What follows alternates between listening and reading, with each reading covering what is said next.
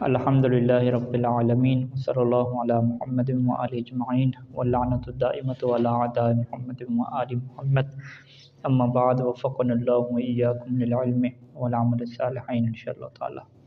ایک مرتبہ درود پڑھ لیتے ہیں سارے مل کے۔ صلی اللہ علی محمد وآل محمد۔ شعر نمبر 18 ہے کہ وَمُعْرَبُ الْأَسْمَاءِ قَدْ سَلِمَ من شبہ الحرف کأرض وسما۔ ومعرب الاسماء، جو اسماء کے معرب ہوں گے، قد سالمہ، وہ محفوظ ہوں گے۔ سالمہ تثنیہ کا صیغہ نہیں ہے، وہ واحد کا صیغہ ہے اور الف الف اطلاق ہے۔ یہ بہت زیادہ جو ہے وہ اشعار میں آئے گی، الف الف اطلاق، الف الاطلاق۔ اچھا جی، کس سے سالم ہوتے ہیں، کس سے محفوظ ہوتے ہیں معرب اسماء؟ من شبہ الحرف، حرف کی شباہ سے کیا ہوتے ہیں؟ محفوظ ہوتے ہیں۔ تو لہٰذا جو ہے وہ قانون ہمارے سامنے کیا آ گیا کہ جو مبنی اسماء ہیں وہ حرف کے ساتھ شباہت رکھتے ہیں، اور جو معرب اسماء ہیں وہ حرف کے ساتھ شباہت نہیں رکھتے، وہ حرف کی شباہت سے سالم اور محفوظ ہوتے ہیں۔ کأرض وسما، اس کی دو مثالیں جو ہے وہ دے رہے ہیں۔ ایک ارض کی مثال ہے جو معرب ہے، اور دوسری مثال سما کی مثال ہے۔ سما کی مثال نہیں ہے، ویسے لگتا کیا ہے کہ ارض کے مقابلے میں جو آسمان ہے وہ ہونا چاہیے سما، لیکن یہاں پہ سما کی مثال نہیں تھی۔ ابن ناظم اس کی وضاحت کریں گے کہ سما جو ہے وہ اسم جو لفظ بولا جاتا ہے، اسم کے اندر ایک جو لغت یہ ہے کہ اسم کو سما بھی کہتے ہیں، ٹھیک ہے۔ تو اس کے آخر پہ جو الف ہے یہ کیا ہے؟ الف مقصور ہے، جیسے ہدا ہے۔ سما، سما یعنی سما فلان، فلاں کا جو مثلا، ٹھیک ہے، اسم ولد، ہاں، اسم ولد فلان، اسم ولد ہی احمد، ہم یوں کہتے ہیں نا، اسم ولد ہی احمد یا اسمی احمد، ٹھیک ہے۔ تو یہاں پہ آپ کیا کہیں گے؟ سما یا احمد۔ تو یہ ایک لغت کیا استعمال ہوتی ہے اسم کے معنی میں۔ تو دو مثالیں اس وجہ سے دیں کہ سما کے اوپر اعراب جو ہے وہ تقدیری آتا ہے، اور ارض کے اوپر اعراب جو ہے وہ ظاہری آتا ہے۔ تو یہ دو مثالیں دینے کے اندر جو راز یہ ہے، ابن ناظم یہ کہتے ہیں کہ تاکہ ناظم اس بات کی وضاحت کر سکیں کہ جو معرب الاسماء ہیں اس کی دو قسمیں ہوتی ہیں، یا تو ان کا اعراب کیا ہوتا ہے؟ ظاہری ہوتا ہے، یا ان کا اعراب کیا ہوتا ہے؟ تقدیری ہوتا ہے۔ لہٰذا جو عیسیٰ، موسیٰ، سما، ان چیزوں کے اوپر جو اعراب آئے گا وہ تقدیری ہوگا، ان کو ہم مبنی نہیں کہیں گے۔ مبنی کا اعراب ہوتا ہی نہیں ہے، مبنی کے محل کا اعراب ہوتا ہے۔ تو شعر کا ترجمہ دوبارہ آپ دیکھیے گا کہ وہ معرب الاسماء، کہ اسماء کے معرب قد بتحقیق سالم ہوتے ہیں۔ کس چیز سالم ہوتے ہیں؟ من شبہ الحرف، حرف کی شباہت سے سالم ہوتے ہیں، جیسے کہ ارضن اس کی مثال ہے، اور سما کیا اس کی مثال ہے۔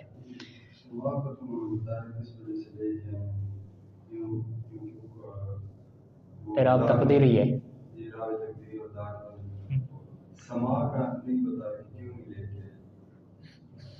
سما، ہاں وہ اس وجہ سے نہیں لے کے رہے کہ وہ اعراب تقدیری معنی مقصود تھا نا، تو وہاں پہ اعراب تقدیری تو نہیں ہے، سما کے اوپر اعراب ظاہری ہے، تو دونوں ایک جیسی مثالیں ہو جاتی ہیں، ارض اور سما۔ تو ہم کہتے کہ بس وہ ایسے ہی جوڑے ہیں لفظ، وہ ہمارے نہیں ہوتے، کوئی خطیب جو نئے نئے بن رہے ہوں تو وہ لفظ جوڑ دیتے ہیں بس، ٹھیک ہے، تو اس میں کہتے ہیں بس جوڑ دیا ارض اور سما، کوئی اس میں فلسفہ نہیں ہے پیچھے۔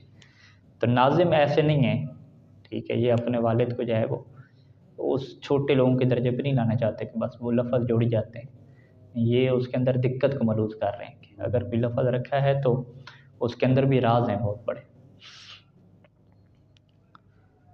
تو بہرحال سب نے یہی سمجھا ہے، یعنی باقی شروحات پر انہوں نے یہی کہا کہ یہاں پہ لفظ سما کیا بنتا ہے۔ اگر سما ہوتا تو پھر اس کی وہ حمزہ وغیرہ گرانا پڑتا اعراب کی خاطر، ضرورت شعر کی تھا۔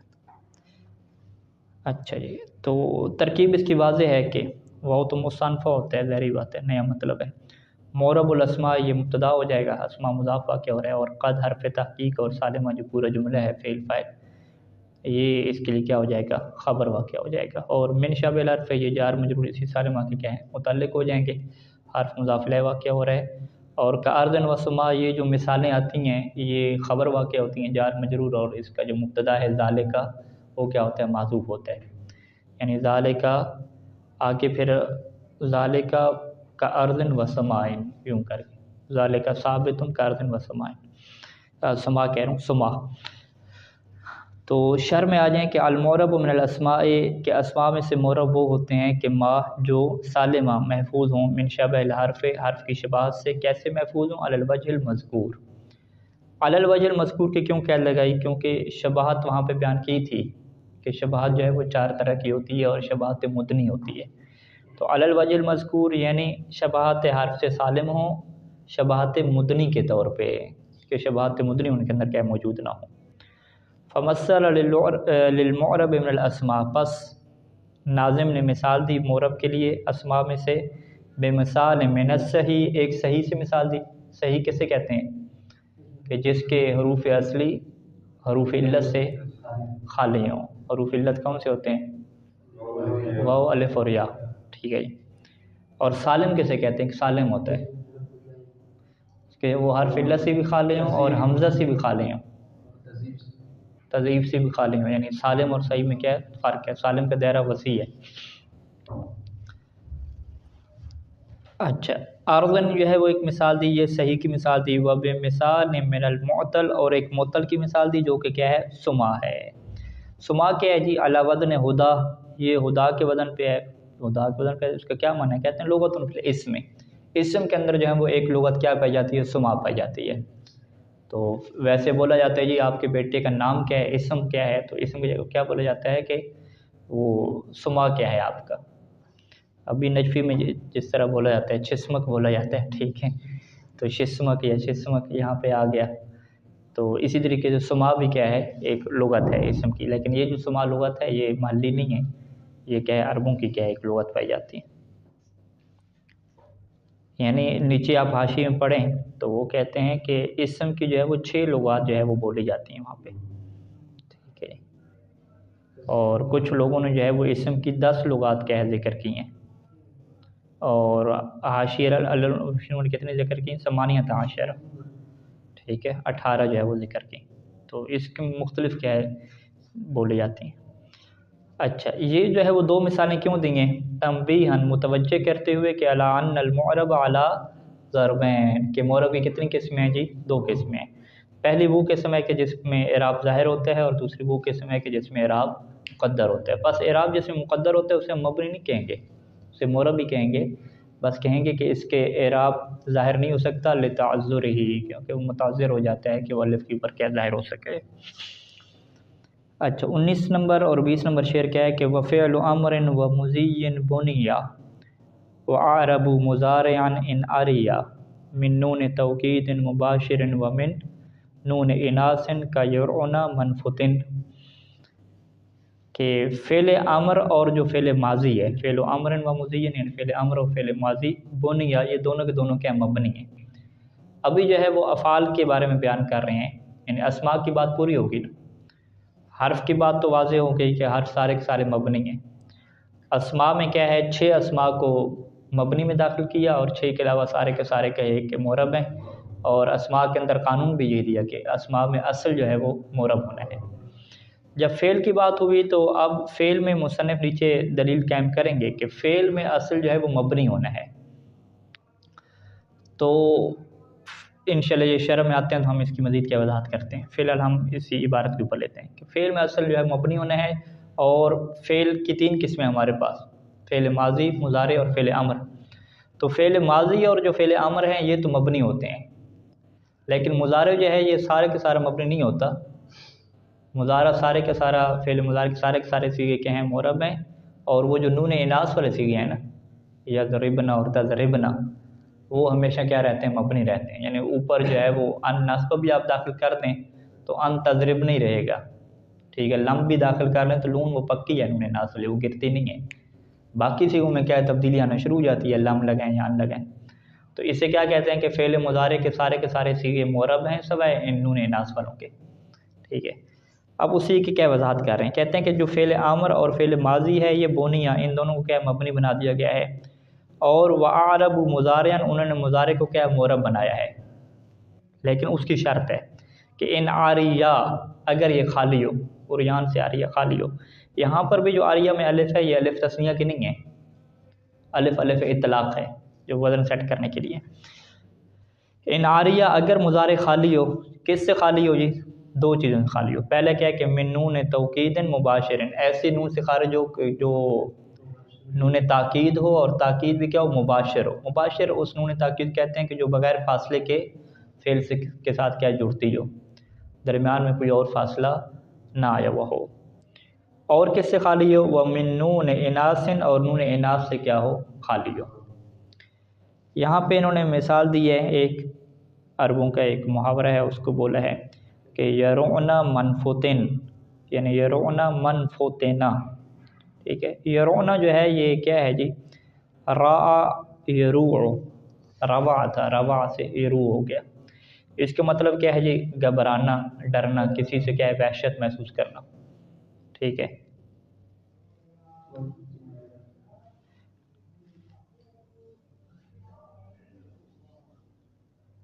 اچھا، اس کا جو متعدی کے معنی استعمال ہوتا ہے ڈرانا.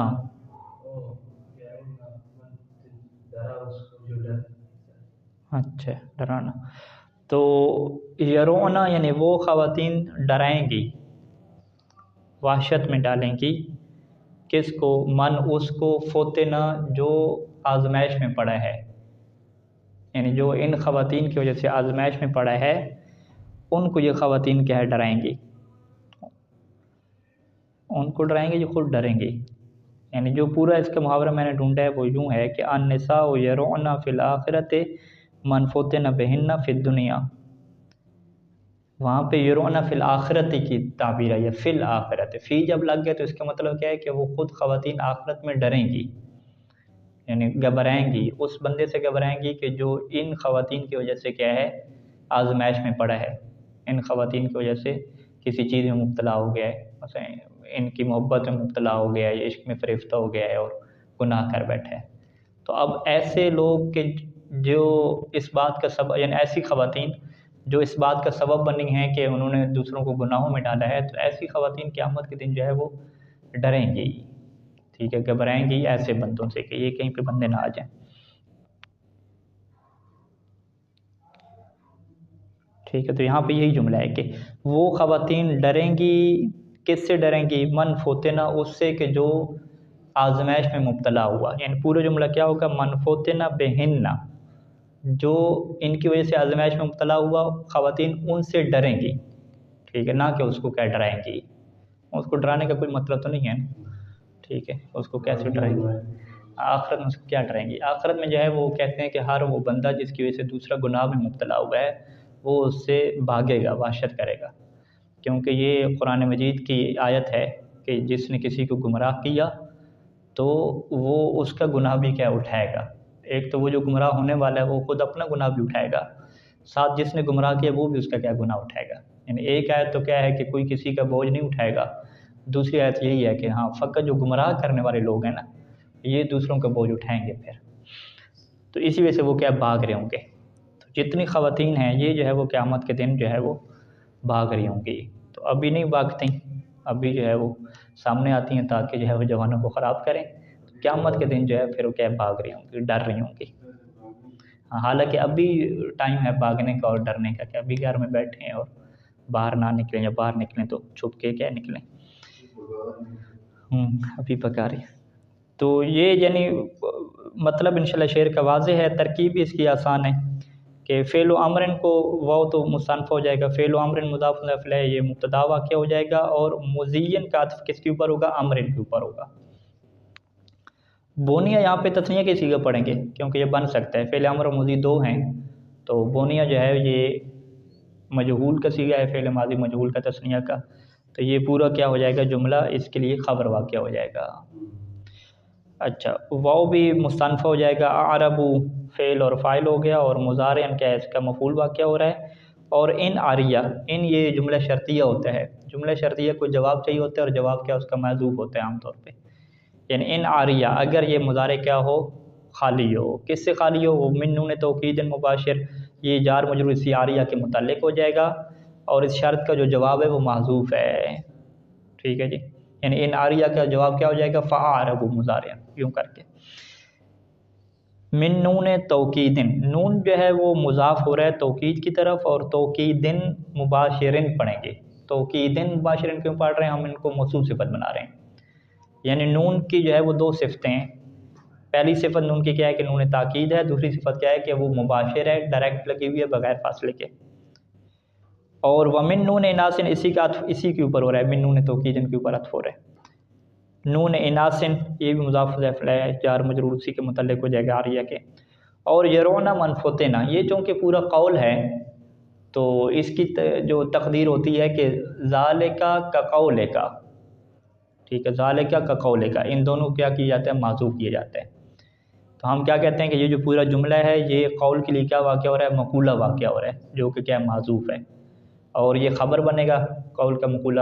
قول کا مقولہ کیا ہے؟ اس کے لیے کا قول کیا ہے نا، کاف جار کے لیے کیا بنے گا؟ مجرور بنے گا، جار مجرور خبر بنے گے، اور ذالکا کیا بنے گا؟ مبتدا بنے گا. تقدیر عبارت یہ ہو جائے گی ذالکا کا قولکا کا یرونا منفوتنا. اچھا یہ واضح. اب آ جائیں ابن ناظم کی طرف. الاصل فی الافعال البنا، انہوں نے یہاں پہ قانون قائم کیا کہ افعال کے اندر جو ہے وہ اصل کیا ہے؟ مبنی ہونا ہے. جب ہم نے آپ کے سامنے عرض کیا تھا کہ اسماء کے اندر اصل مورب ہونا ہے، تو اس کی وجہ ہم نے پوچھی تھی کہ اس کی کیا وجہ ہے کہ اسماء جو ہے وہ مورب ہوتے ہیں. تو وہاں پہ کیا بیان کیا تھا کہ بھی زید ہے، زید نے کبھی فاعل واقع ہونا ہے، کیوں جی ظہیر صاحب؟ اور زید نے کیا واقع ہونا ہے؟ مفعول واقع ہونا ہے. تو لہٰذا اس کے آخر پہ اعراب ہمیں تبدیل کرنے کی ضرورت ہے تاکہ ہمیں پتہ چلے کہ یہ کیا واقع ہو رہا ہے.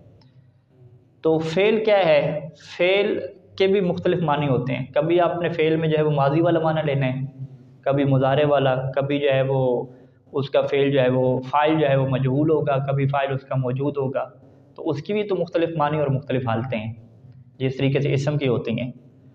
تو اسم کی مختلف حالتوں کو ظاہر کرنے کے لیے آپ نے کہا کہ اس کا کیا ہونا چاہیے؟ اعراب ہونا چاہیے تاکہ ہمیں پتہ چلے. یہی سوال جب فعل کے بارے میں آیا کہ بھی فعل کی بھی تو مختلف معنی ہیں، مختلف حالتیں ہیں، تو اس کا بھی تو اعراب لگائیں. کہتے ہیں جی اس کے اعراب کی ہمیں ضرورت ہی نہیں ہے. کیوں؟ کیونکہ اس کی جتنی حالتیں اور جتنے معنی ہیں، ہر معنی اور حالت کے لیے الگ صیغہ موجود ہے. ٹھیک ہے، آپ کو جو ہے وہ فاعل معلوم کا صیغہ چاہیے تو فاعل معلوم کا الگ سے موجود ہے. زمانہ مضارع یعنی زمانہ حال اور استقبال کا چاہیے، اس کا الگ سے موجود ہے. امر والا چاہیے، اس کا الگ سے موجود ہے. تو جب صیغے الگ الگ موجود ہیں تو اعراب کی ضرورت تب پڑتی ہے جب اسم ایک جیسا ہو اور وہ تبدیل نہ ہو رہا ہو، تو پھر آخر پہ آپ کیا کرتے ہیں؟ تبدیلی کرتے ہیں. تو لہٰذا کیا ہے؟ اس کی وجہ کیا بیان کریں گے کہ افعال میں اصل مبنی ہونا کیوں ہے؟ لاستغناء یا عن الاعراب، کیونکہ یہ اعراب سے کیا بے نیاز ہے. کیوں اعراب سے بے نیاز ہے؟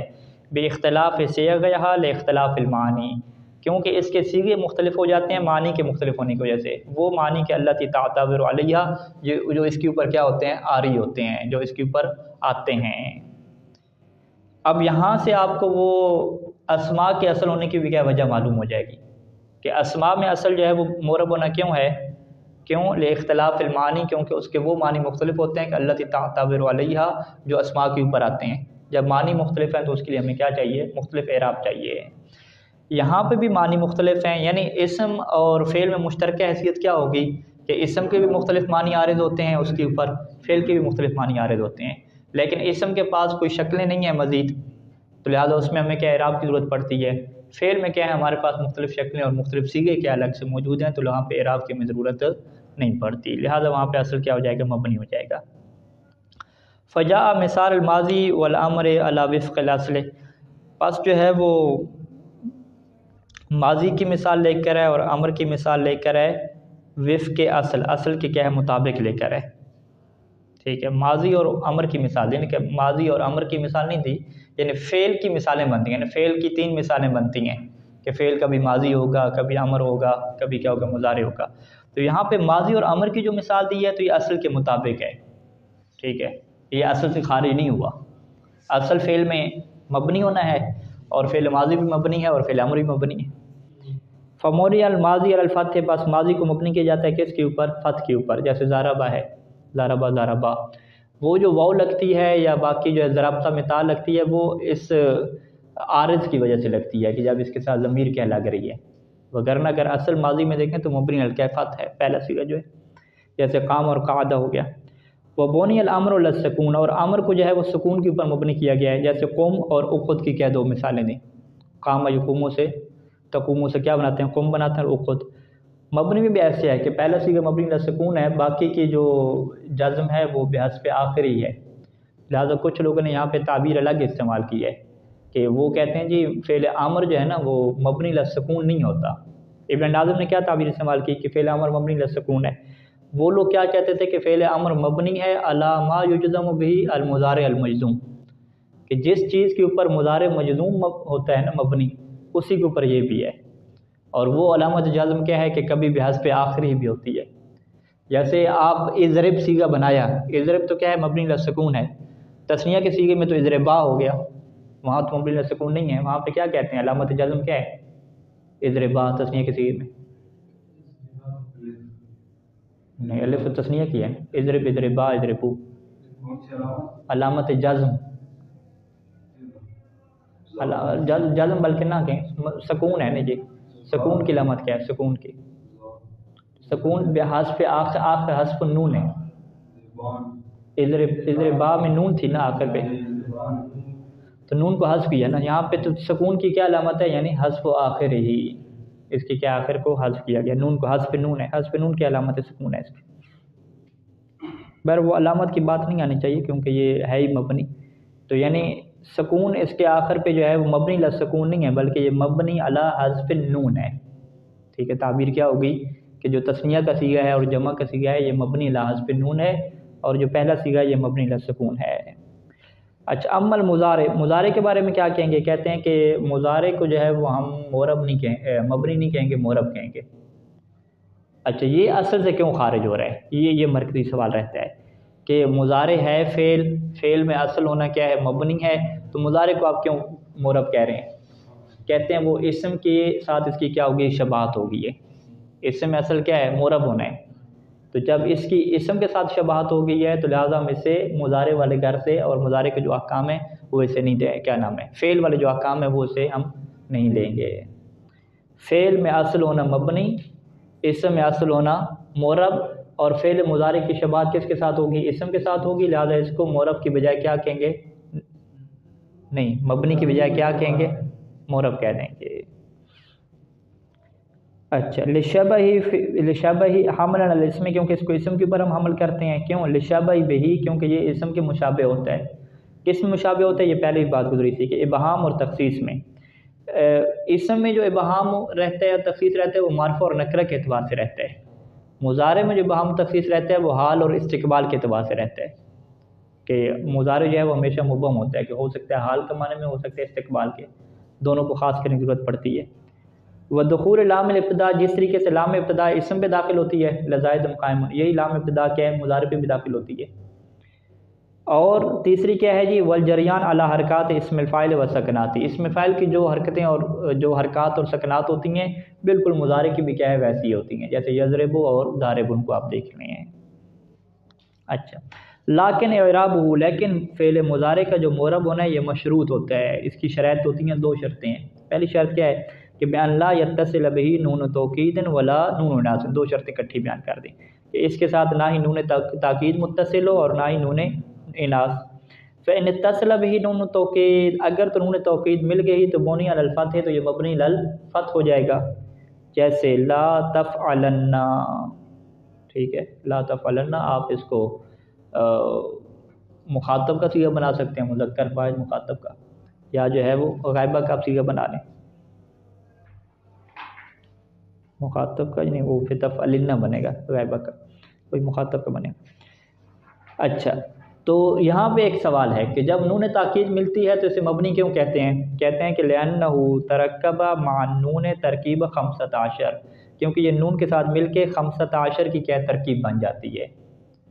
یہ بات پہلے گزری ہے، یہ آئے گی شاید یہ آئے گی کہ ترکیب جو ہے وہ 15 کی جو ہے یہ مبنی ہوتی ہے، عدد جو مرکب ہو جاتا ہے، یہ گزر گئی، آئے گی، آئے گی شاید، یہ قطر میں کیا گزری تھی، 15 جو دو مرکب ہو گئے، مرکب جب یہ بن جاتا ہے تو یہ پھر کیا ہو جاتا ہے جی، مبنی ہو جاتا ہے.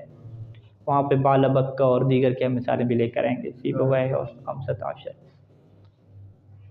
اچھا جی، تو یہاں پہ مرکب ہو گیا نا، تفعلنا من نون تاکید اور فعل. فبنیا پس سے کیا ہے، فبنیا بناؤہ، تو اس کی جو بنا ہے اسے کیا کر دیں گے آپ، مبنی کر دیں گے، یعنی ایک ہی جیسی کیا اس کی بنا کو رکھیں گے. ولہذا اسی وجہ سے لو حال بین الفعل والنون، فعل اور نون تاکید کے درمیان اگر حائل ہو جائے کیا چیز، الف الاثنین، واو الجمع او یا المخاطبت. الف اثنین یعنی ضربا والی ہوتی ہے، تثنیہ والی الف آ جائے، جمع کی واو آ جائے، یا مخاطبہ آ جائے. جیسے 3 مثالیں دے رہے ہیں، حل تضربان، حل تضربن، یہ واو مخاطبہ کہاں پہ گئی، تضربن میں گر گئی ہے نا، التقاء ساکنین، تضربون نہ تھا تو تضربن میں یا مخاطبہ کہاں پہ گئی، تضربین نہ تھا، وہ گر گئی ہے. ٹھیک ہے، تو لم یحکم علیہ بالبناء، تو پھر اس کے اوپر مبنی ہونے کو حکم نہیں لگائیں گے. کیوں، وجہ کیا ہے، لتعذر الحکم بالترکیب، کیونکہ اب آپ اسے مرکب کا حکم نہیں لگا سکتے. وجہ کیا ہے، اذ لم یرکبوا ثلاثۃ اشیاء، کیونکہ جو عرب ہیں وہ 3 چیزوں کو مرکب نہیں کرتے. فیجعلوها شیئا واحدا، پس یہاں پہ اسے کیا قرار دیں گے، ایک ہی شے قرار دیں گے. یعنی ہاں، یعنی 3 چیزوں سے مرکب نہیں کرتے کہ تو پس وہ ان 3 چیزوں کو کیا قرار دیں، ایک شے قرار دیں، ایسا نہیں ہوتا. 2 کو مرکب کر کے ایک شے قرار دیتے ہیں، لیکن 3 کو مرکب کر کے ایک شے نہیں قرار دیتے. تو یہاں پہ اگر آپ دیکھیں تو یہاں پہ اصل میں ہمارے پاس کیا ہے، 3 چیزیں ہیں. یعنی حل تضربان میں اگر آپ دیکھیں تو یہ اصل میں کیا تھا، حل تضربانن، یعنی یہ معرب ہے، مبنی نہیں ہے. ٹھیک ہے، فاستثقلت النونات، تینوں نون کیا ثقیل ہو گئیں. فحذفت نون الرفع، نون الرفع کو کیا حذف کیا گیا، تو نون الرفع اس کے اندر موجود ہے جو اس کے معرب ہونے کی دلیل ہے، لیکن وہ اس کو حذف کیوں کیا گیا، تخفیفاً، تخفیف کی وجہ سے کیا حذف کیا گیا. وباقی الفعل مقدر الاعراب، اور باقی فعل کیا ہے، اس کا اعراب کیا ہو جائے گا، تقدیر میں چلا جائے گا. وَإِلَى هَذَا اشارہ بقول، اور اسی بات کی طرف جو ہے وہ ناظم نے اشارہ کیا تھا، من نون توکید مباشر، مباشر کی قید اسی وجہ سے لگائی تھی تاکہ یہ والا کیا فاصلہ نہ آئے. اگر یہ فاصلہ آ جائے گا تو فعل مضارع معرب رہے گا لیکن اعراب کیا تقدیری ہو جائے گا، کیونکہ اب اس کی جو علامت رفع وہ نون تھی اور نون وہ گر گئی ہے، تو آپ علامت رفع کہاں پہ دیکھیں گے، آپ کہیں گے وہ مقدر میں گر چکی ہے. اچھا جی، وَإِذَا اتصل بالمضارع نون اناث، اور اگر مضارع کے ساتھ نون اناث لگ رہی ہے تو اسے مبنی علی السکون کہتے ہیں. کیوں، اس کی کیا وجہ ہے، لأنه اتصل به، کیونکہ اب مضارع کے ساتھ وہ مل گیا ہے کہ ما لا يتصل ہوا ولا نظیرہ، کہ جو اور اس جیسی چیزیں کیا ہے کبھی بھی متصل نہیں ہوتی کس کے ساتھ، بالاسماء. وہ کیا چیز ہے، اسے کہتے ہیں ضمیر فاعلی متحرک، ضمیر فاعلی متحرک جو ساکن ہوتی ہے، یعنی متصل ہوتی ہے. ٹھیک ہے،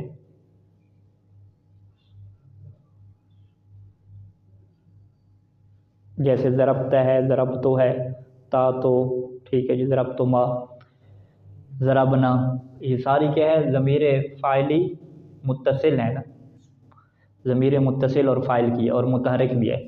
یعنی ہم کیا کہیں گے کہ لا یتصل ہوا، کہ یہ جو نون اناث ہے یہ اور اس جیسی نظیریں، اس جیسی نظیریں کیا، ہر وہ ضمیر جو متصل ہو اور کیا ہو، متحرک ہو، جیسے تا تم آپ اس طرح کی ہوگی، یہ کبھی بھی کیا اسماء کے ساتھ متصل نہیں ہوتی ہیں. فضعف شبہ بالاسم، پس اس کی جو شبہ ہو بالاسم، اس کی جو شباہت اسم کے ساتھ تھی وہ کیا ہوگی، ضعیف ہو گئی. فراجع الی اصلی من البناء، پس یہ اپنی اصل کی طرف پلٹ جائے گا جو کہ کیا تھا، مبنی ہونا تھا. وحمل علی نظیری، اور اس کو آپ حمل کر دیں گے اس کی نظیر تھی، اس کی جو اپنی نظیر تھی، اس کے جو اپنے جیسے تھے ماضی میں سے. کون سا ماضی، المسند علی النون، کہ وہ ماضی جو نون کی طرف کیا ہوتا ہے، اسناد رکھتا ہے، نون اناث جس کے اوپر آتی ہے، جیسے ضربنا میں تھی. فبنی علی السکون، پاس یہ مبنی علی السکون ہو جائے گا، اور وہ یوں کہتے ہیں کہ ہن یقمنا و یرعنا ونحو ذلک، اس جیسی اور مثالیں ہیں. فاسکن ما قبل نون فی المضارع، پس مضارع سے پہلے جو نون سے پہلے والی چیز کو وہ ساکن کر دیتے ہیں، یعنی مبنی علی السکون، جیسے قمنا اور رعنا میں کہتے ہیں. رعنا اور قمنا کس کی مثالیں، فعل امر کی مثالیں، جیسے فعل امر میں تھا قمنا اور رعنا. باسکان ما قبلها فی الماضی، نہیں یہ بلکہ ماضی کی مثالیں، قمنا اور رعنا. اچھا، اس کی بھی یہی بنے گی، فعل امر کی بھی یہی بنے گی، امر کی بھی یہی بنے گی اور ماضی کی بھی یہی بنے گی، ایک جیسے ہو جائیں گے. باسکان ما قبلها فی الماضی. اللہم صلی علی محمد.